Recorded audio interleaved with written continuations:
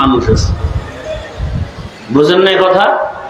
তাহলে আমল দুই ভাগে ভাগ করা, নেক আমল আর বদ আমল।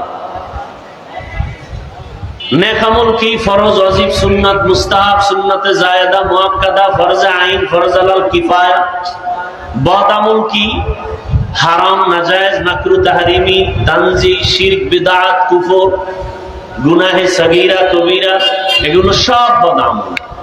আবার এই বদ আমলও দুই ভাগে ভাগ করা, ফাহশা আর মুনকার।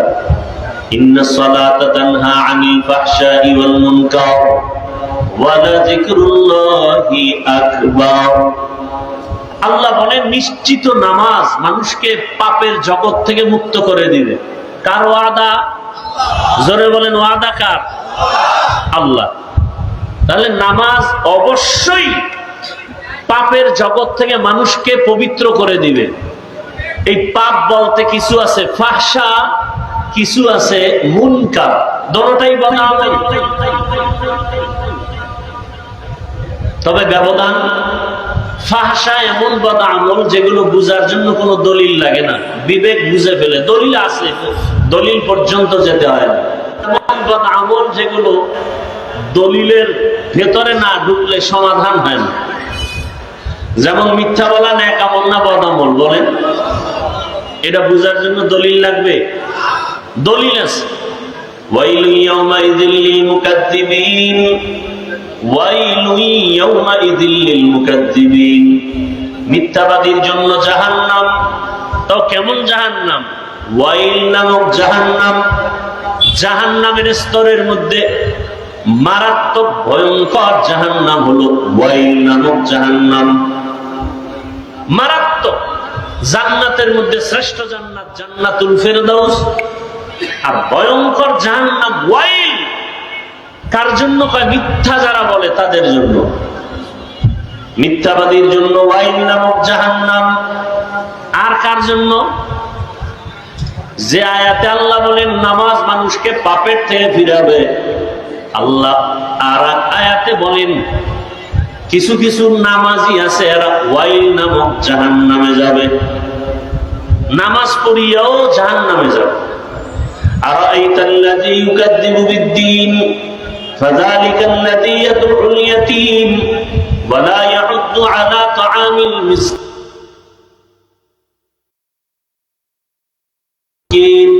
এরপরে কি? ওয়াইলুল লিল মুসাল্লিন। মুসল্লি যারা নামাজি এদের জন্য ওয়াইল নামক জাহান্নাম। তাহলে নামাজি মুসল্লি ওয়াইল নামক জাহান্নামে যাবে। কোন নামাজি মুসল্লি?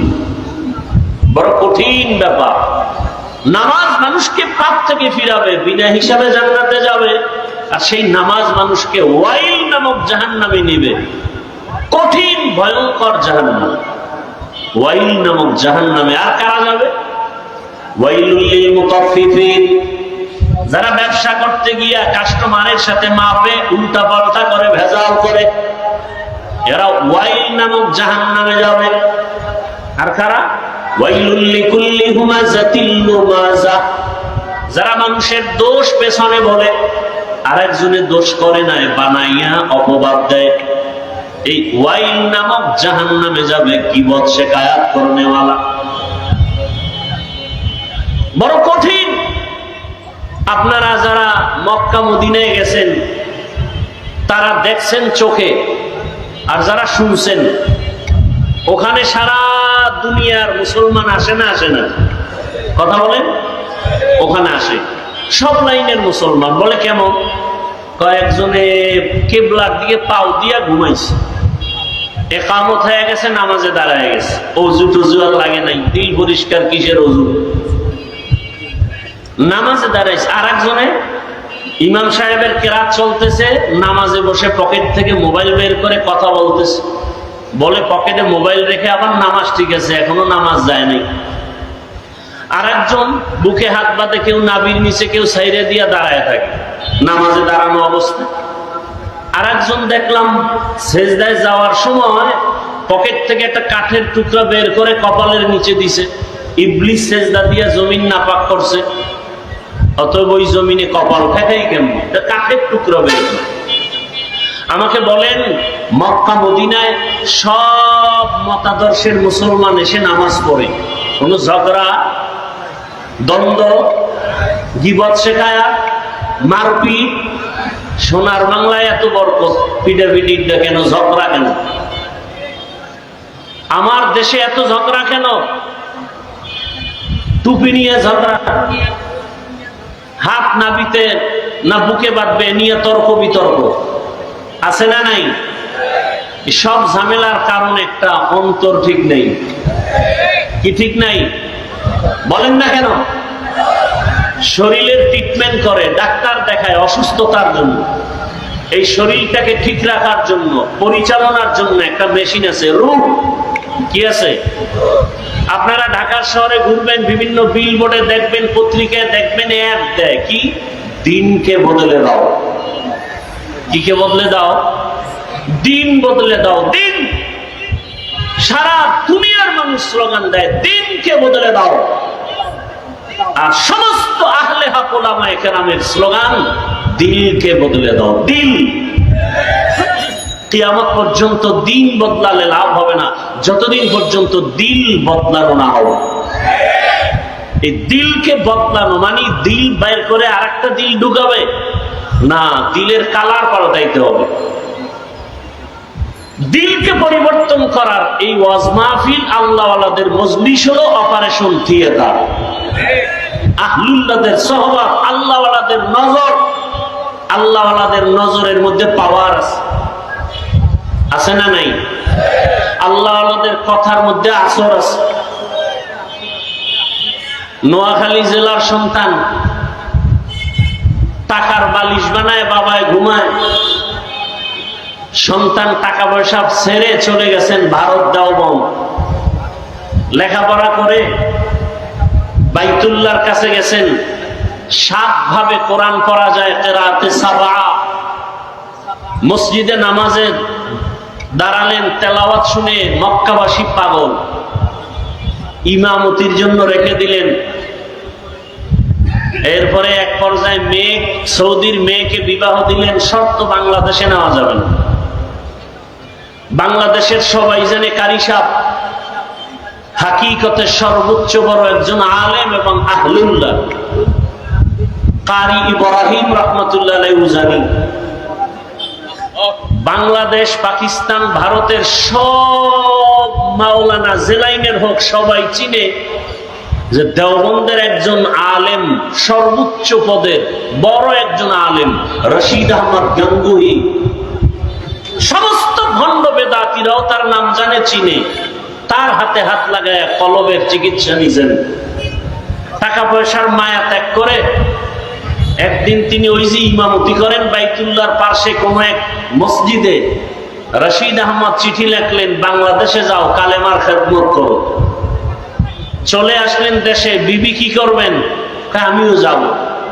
বাবা মায়ের অনুমতি নিয়ে আসলেন। নোয়াখালীর জমিন বাদ দিয়া চাঁদপুর জেলার কচুয়া থানা উজানির জমিনে বিশাল বড় জঙ্গল ঢুকলেন। গিয়ে দেখেন জঙ্গলের ভেতরে একটা গম্বুজ, গম্বুজের ভেতর একটা বাঘ তার বাচ্চাকে দুধ পান করায়। কারি ইব্রাহিম বললেন, বাঘ, বনি আদম এখানে আসছে, তুমি তোমার গন্তব্যে চলে যাও। বলা মাত্র বাচ্চা কাঁধে নিয়ে বাঘ রওনা। কোথায়? কুমিল্লা জেলার একটা থানা আছে লালমাই। লালমাই থানায় একটা পাহাড় আছে, যেটাকে এখনো লালমাই পাহাড় বলে। বাঘ সেখানে চলে গেল। এখন প্রশ্ন, কারি সাহেবের কথা বাঘ শুনে, এটা কেমন কথা? যার কলব নাই, দিন বদলায়, কলব বদলায় না। এদের প্রশ্ন, কলব যে বদলানো প্রয়োজন এটাই বুঝে না, এটা বুঝার ক্ষমতাই নাই। তাকে আমি জিজ্ঞাসা করি, হাল চাষ করে গরু দিয়া গ্রাম অঞ্চলে, আছে না নাই? ওই চাষিরা মেট্রিক বিএ পাস না সাধারণ মানুষ? এই মানুষগুলো যখন গরুকে হুকুম করে মানেনি, গরুকে যখন ডানে যাইতে বলে যায়নি। একটা কৃষি কাজ করে সাধারণ মানুষ বেনামাজি, ওর কথা যদি গরু শুনে, আল্লাহর ওলির কথা বাঘ শুনবে না কেন? এই বুঝার মতো মেধা ওদের নাই, কলব ঠিক নাই, এজন্য বলে আমরা পীর মুরিদি পীরাউলিয়া মানি না। আমি সারা বাংলাদেশে কসম করে বলি, দ্ব্যর্থহীন ভাষায় চিৎকার করে বলি, আল্লাহর জাতের কসম, যারা বলে আমরা ওলিয়া উলিয়া মানি না, তারা কোরআন মানে না, বুখারী শরীফ মানে না, এরা ভণ্ড। এদের যারা ভণ্ড বলে না, তারাও ভণ্ড। তারা কোরআনও মানে না, বুখারী শরীফও মানে না। আপনি কি মনে করেন আমি কসম খেয়ে কথা বলছি হালকা ভাবে? হালকা ভাবে? আল্লাহ হেদায়েত দান করুন। চরমনাইর ওয়াজে বসলে মানুষ চিৎকার দেয় কেন? উজানির ওয়াজে বসলে মানুষ চিল্লায় কেন? তাকে আমার প্রশ্ন, তুমি ওয়াজে বৈশা চিল্লাও না কেন? এটা হাসির প্যান্ডেল না কান্নার প্যান্ডেল? কান্নার প্যান্ডেলে কাঁদবে, এটাই স্বাভাবিক। কান্না না আসলে তাকে জিজ্ঞাসা করো, তোমার চোখে পানি আসে না কেন? তোমার অন্তর নষ্ট, কলবের চিকিৎসা করো। এখানে চিৎকার আসার মজলিস। ইন্নামাল মুমিনুনা আল্লাযীনা ইযা যুকিরাল্লাহু ওয়াজিলাত কুলুবুহুম ওয়া ইযা তুলিয়াত আলাইহিম আয়াতুহু যাদাতুহুম ঈমানা ওয়া আলা রাব্বিহিম ইয়াতাওয়াক্কালুন। একজন আয়াত পড়া বয়ান করে, আল্লাহ কইছে কলবের মধ্যে কম্পন হবে জিকিরের আওয়াজ আসলে, তেলাওয়াতে কলবের ঈমানের পাওয়ার বাড়ে। তাহলে কলবের মধ্যে কম্পন হবে, শরীর লাফায় কেন? প্রশ্ন সেখানে আবার, কেন? দিল ঠিক নাই।